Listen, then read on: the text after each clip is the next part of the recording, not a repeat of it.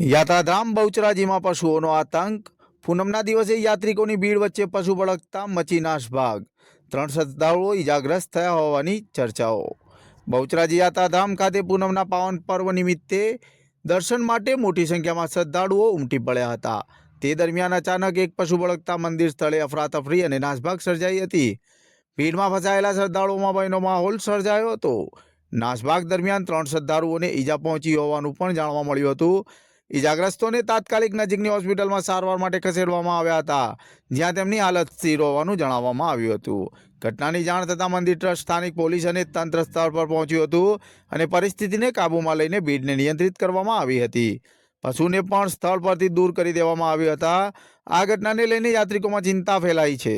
શ્રદ્ધાળુઓએ યાત્રાધામ વિસ્તારમાં ભટકતા પશુઓ પર નિયંત્રણ લાવવા માટે તથા સુરક્ષા વ્યવસ્થા વધુ મજબૂત બનાવવા તંત્રને માંગ કરી હતી। સ્થાનિક તંત્ર દ્વારા આવી ઘટના ફરી ન બને તે માટે જરૂરી પગલાં લેવાશે તેમ આશ્વાસન આપવામાં આવ્યું હતું।